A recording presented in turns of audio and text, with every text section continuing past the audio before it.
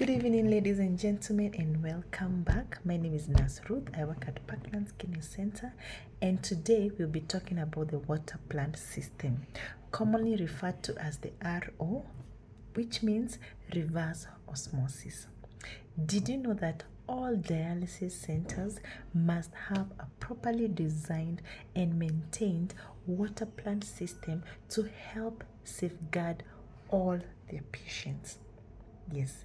Now, this water is the common water that you get from the city council water that has been treated. This water has been treated with aluminium, with chlorine, chloramine. It also contains copper and zinc, which normally comes from the leaching of the metal pipes. Chlorine is helpful in the prevention of the proliferation of bacteria in water. Fluoride is helpful in the essence that it helps reduce tooth decay. So all these chemicals are important.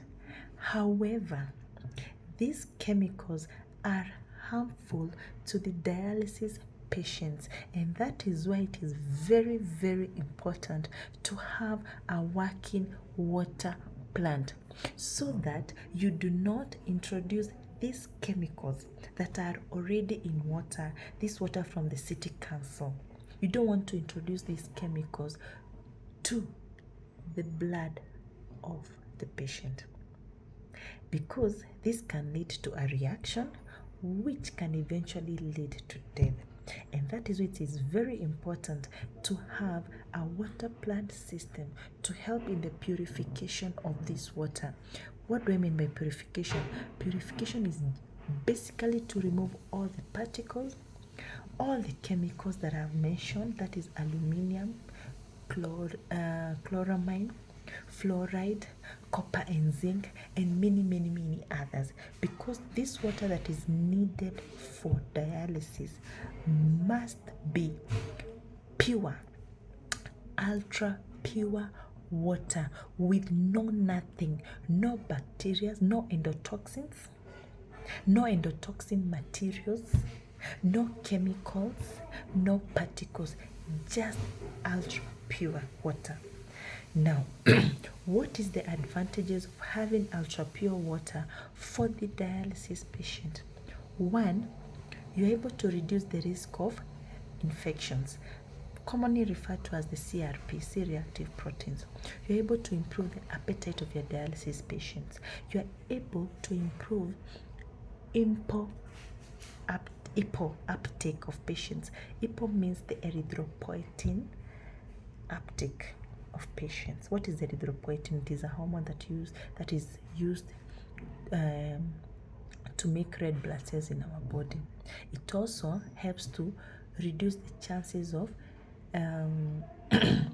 renal residual function. So it is very important to have ultra pure water when you're working in a dialysis unit, and it is the responsibility of the dialysis manager or anybody who is working in a dialysis unit to ensure that in your dialysis that you are continually every 4 hours checking for water.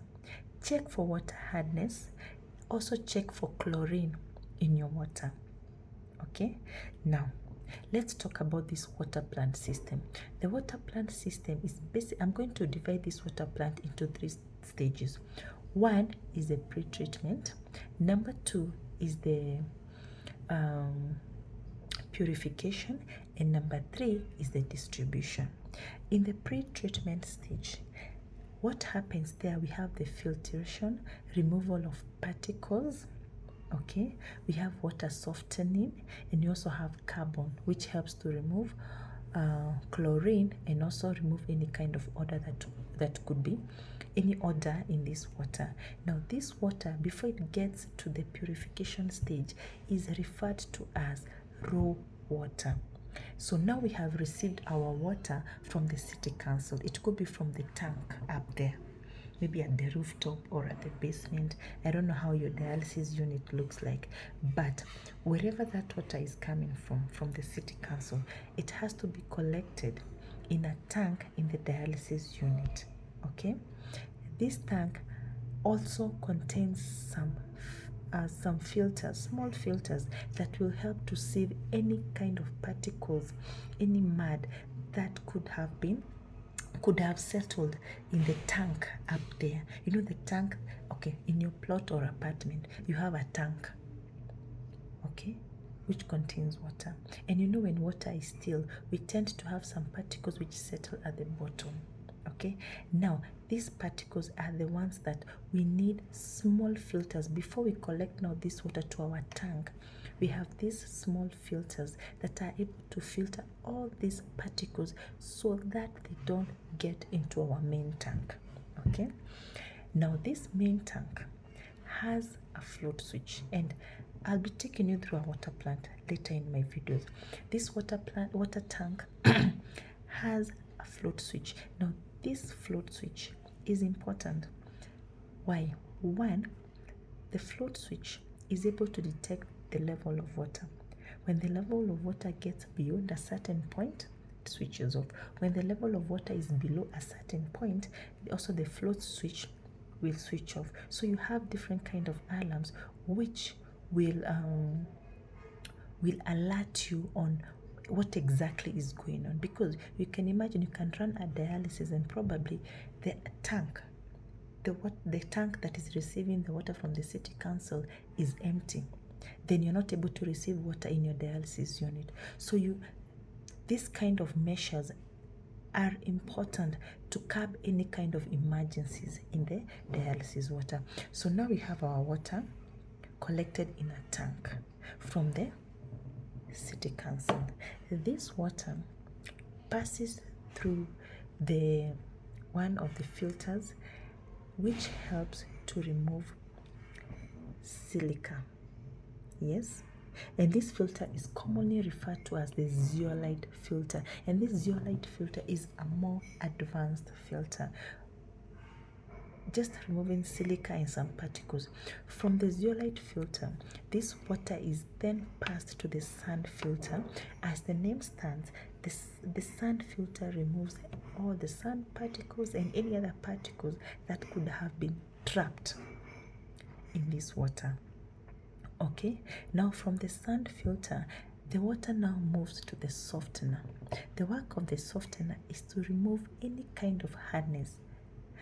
And the kind of hardness that you'll find in water, there are two ions. One is the calcium and magnesium, and these ions are removed through the exchange of sodium. So once this exchange occurs, then the water is soft. At this point is where we have regeneration occurs. If you have worked in a dialysis unit, there are terminologies that you'll never lack, like backwash, regeneration, and all that. So now our water is soft. From the softener, we move to the carbon filters. The work of the carbon filters is to remove any chlorine as well as remove odor.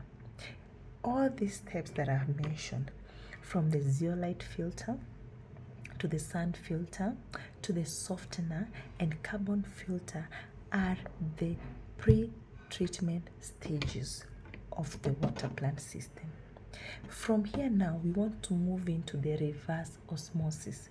Now, reverse osmosis is now the purification point, because at this point, we are dealing with the bacteria, that is the endotoxin and endotoxin materials.